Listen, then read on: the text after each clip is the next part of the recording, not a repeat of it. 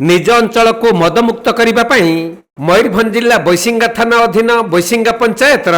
शताधिक एसएचजी महिला माने अंटा भिड़ी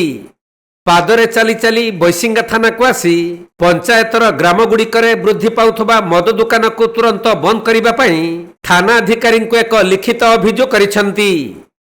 मद गाँ गाँव सब बढ़ीगलानी सब घर घर का बिकुंट जेहेतु आम परिवार माने गरीब श्रेणी परिवार माने माँ मैंने बहुत असुविधा पड़े आज दिमुठा बेलू खाईदे भी पाऊने सब बेले मद खाइले आसिले स्त्री मान को बाड़े जेहेतु आम बहुत दुख कष्ट रोचु आम केयर कहूँ सेफ्टी रहा से जनवाक आसू से आम सर्व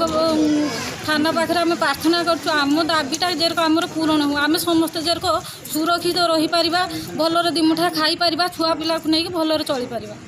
अच्छा जदि आपर किसी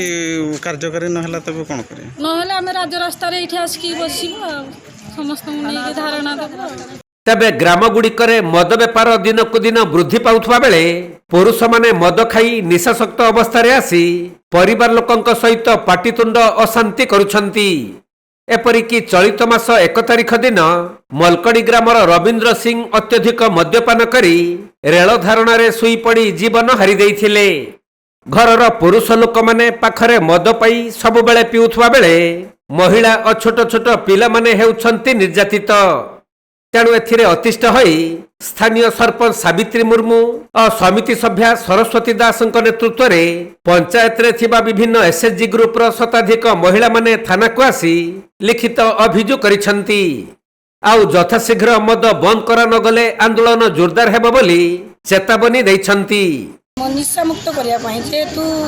आम पंचायत बहुत माने मद दुकान खोलाई घर घर भी खोलाई माँ मैंने सब निर्यातना होती माड़ छोट खाऊँ किए घर छाड़ी पलि कि आत्महत्या करते पड़ जाऊँ आम चाहूचे कि निशा मुक्त हेले घरे घरे पिला छुआ भी भल रे परिवार भी भल रही यही बाबद को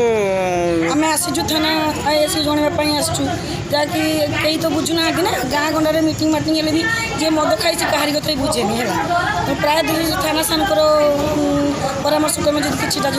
उपकार पाइपर जदि किसी कार्यकारी नहला तबे आम आउ कि एक्शन आगक नवा कि माँ मैंने आसिक धारणा बसबू आम कमी भल रोक माँ मैंने सब चाहिए। अच्छा ये जो पदयात्रा कौटू बाहरी थिला एठू आम बाहरी बैसिंगा पंचायत इलेक्ट्रिक ऑफिस मोहरी पाखर मिशन शक्ति घर पाखर।